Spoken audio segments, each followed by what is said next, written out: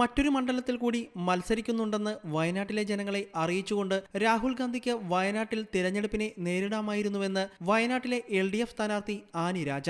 അക്കാര്യം മറച്ചുവെച്ചത് വയനാട്ടിലെ വോട്ടർമാരോട് ചെയ്ത നീതികേടാണെന്നും രാഷ്ട്രീയ ധാർമ്മികതയ്ക്ക് ചേരാത്തതാണെന്നും ആനി രാജ പറഞ്ഞു.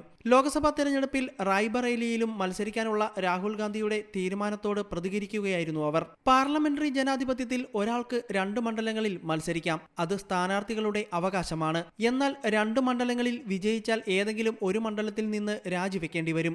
ഏത് മണ്ഡലത്തിൽ നിന്ന് രാജിവെച്ചാലും ആ മണ്ഡലത്തിൽ അദ്ദേഹത്തെ വിജയിപ്പിച്ച വോട്ടർമാരോടുള്ള അനീതിയാണത്. 2 മണ്ഡലത്തിൽ മത്സരിക്കുന്നത് പെട്ടെന്നെടുത്ത തീരുമാനമായിരിക്കില്ല. അത്തരം ചർച്ചകൾ ആ പാർട്ടിക്കുള്ളിൽ മുൻപ് തന്നെ തുടങ്ങിക്കഴിഞ്ഞിട്ടുണ്ടാകും. അതുകൊണ്ട് തന്നെ തീരുമാനം എടുത്തില്ലെങ്കിൽ പോലും ഇത്തരമൊന്ന് ചർച്ചയിലുണ്ട് എന്ന് പറയാനുള്ള ധാർമ്മികമായ ബാധ്യത രാഹുൽ ഗാന്ധിക്കുണ്ടായിരുന്നു. രാഹുൽ ഗാന്ധി എപ്പോഴും പറയുന്നത് വയനാടിനോട് വൈകാരിക ബന്ധമുണ്ടെന്നാണ്.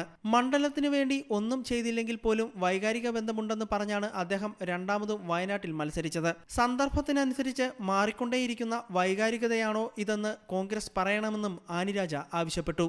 News desk you talk.